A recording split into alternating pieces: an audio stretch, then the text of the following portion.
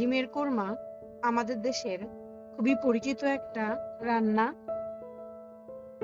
মেহমান বলুন আর ছুটির দিনে স্পেশাল কোনো খাবার বলুন, তার সাথে আমাদের ডিমের কোরমা চাই।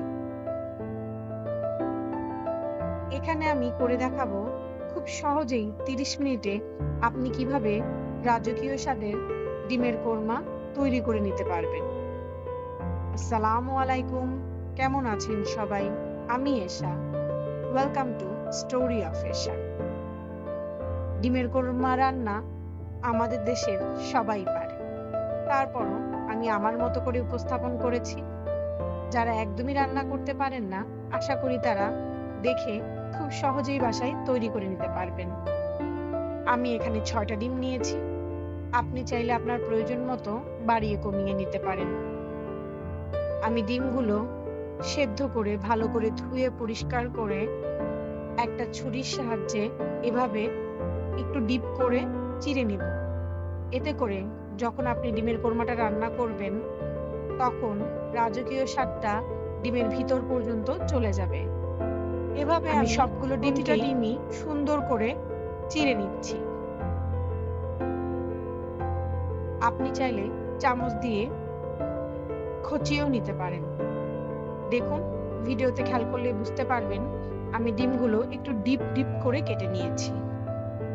এবার কড়াইতে তেল দিয়ে খুব বেশি গরম করব না, হালকা গরমের মধ্যেই ডিমগুলো ছেড়ে দেব।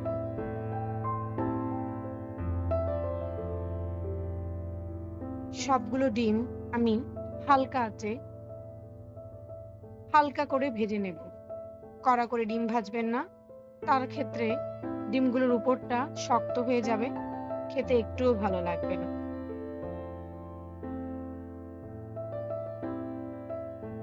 ভিডিওতে দেখেই বুঝতে পারছেন আমি কতটা হালকা করে ডিমগুলো ভেজে নিয়েছি। এবার ডিমগুলো উঠিয়ে নিচ্ছি।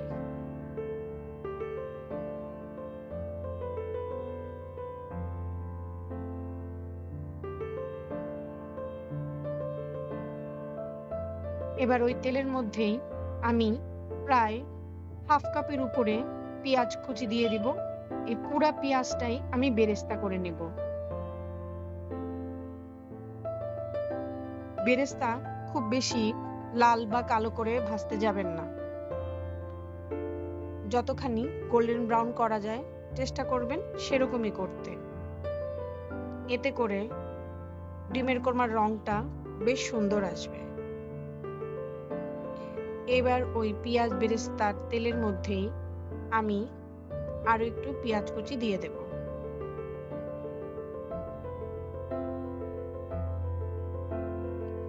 এবার এই পেঁয়াজটা হালকা গোল্ডেন করে ভেজে নিয়ে তার মধ্যে বেশ খানিকটা পেঁয়াজ বাটা দিয়ে দেব এবং তার মধ্যে দেব প্রায় ১ চামচ আদা বাটা। আমি ডিমের কোরমা রান্নায় কোনো ধরনের রসুন ব্যবহার করব না। এবার পেঁয়াজ বাটা এবং আদা বাটা তেলের সাথে বেশ ভালো করে ভেজে নেব।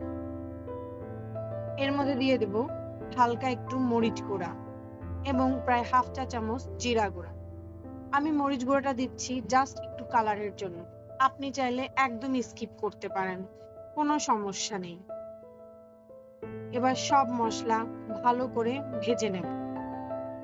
মশলাটা বেশ ভালো করে ভাজা করবেন। এতে করে দেখবেন পেঁয়াজের ঘ্রাণটাও চলে গেছে এবং জিরা ভাজার একটা সুন্দর স্মেল আসছে। এর মধ্যে আমি দিয়ে দিয়েছি প্রায় ৬-৭টা কাজু ও কাঠবাদাম ব্লেন্ড করে। এবার এই বাদামের পেস্টটা এই মশলার সাথে খুব ভালো করে মিলিয়ে নিতে হবে।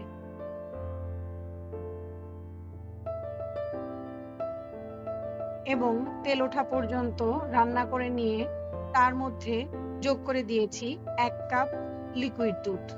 আমি এই রান্নায় কোনো ধরনের পানি ব্যবহার করব না। পুরা রান্নাটাই আমি দুধ দিয়ে করে নেব। সুন্দর করে কষানো হলে তেল ভেসে উঠলে ডিমগুলো দিয়ে দেব।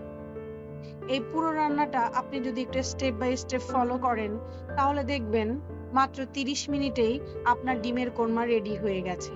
বাসায় মেহমান এসেছে, খুব দ্রুতই আপনি এই রান্নাটা করে ফেলতে পারবেন। আপনার কাছে যদি লিকুইড দুধ না থাকে তাহলে আপনি চাইলে এখানে গুঁড়া দুধও ব্যবহার করতে পারেন। সেক্ষেত্রেও স্বাদটা খুব ভালো আসে। আমি এখানে বেশ খানিকটা প্রায় ১ টেবিল চামচের মতো চিনি দিয়ে দেব। আমি ডিমের কোরমা একটু মিষ্টি খেতে পছন্দ করি। তাই আমি চিনিটা বেশ বাড়িয়েই দিয়েছি। আপনি আপনার টেস্ট অনুযায়ী দিবেন। ব্যাস, ডিমগুলো এই মসলার মধ্যে ভালো করে কষিয়ে নেবেন। এরপরে দিয়ে দেব আর ১ কাপ দুধ। এই লিকুইড দুধের মধ্যে আমি আরো ২ চামচ গুঁড়া দুধ মিলিয়ে বেশ ঘন একটা দুধে তৈরি করে সেটা এই ডিমের কোরমার মধ্যে দিয়ে দিচ্ছি। এবার আর বেশিক্ষণ রান্না করা লাগবে না। জাস্ট ঢেকে ৪ থেকে ৫ মিনিট হাই হিটে জাল করে নেবেন। ডিম তো আসলে আগে থেকেই রান্না করা। এই মসলার মধ্যে কষালেই ডিমের মধ্যে এই মসলার সব ধরনের ফ্লেভার চলে যাবে। ব্যাস, আমার রান্না প্রায় শেষের দিকে। ডিমটা সুন্দর কষে তেলগুলো উপরে উঠে আসলে কয়েকটা কাঁচামরিচ দিয়ে দেব। এটা জাস্ট একটা ফ্লেভার অ্যাড করবে এবং সুন্দর একটা ঘ্রাণ দিবে।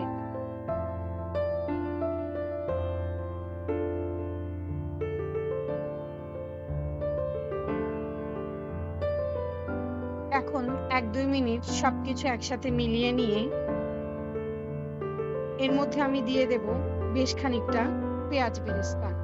যে পেঁয়াজ বেরেস্তাটা আমি প্রথমেই করে রেখেছিলাম। এই পেঁয়াজ বেরেস্তাটা দেওয়ার সাথে সাথেই দেখবেন ডিমের কোরমার রং খুব সুন্দর একটা ব্রাউন গোল্ডেন কালারে পরিণত হয়েছে। সাদাসে ভাবটা চলে গেছে এবং দেখতে বেশ লোভনীয় লাগছে। পেঁয়াজ বেরেস্তা দেওয়ার পরে আমি এটা ঢেকে আর একটু সময় রান্না করে নেব।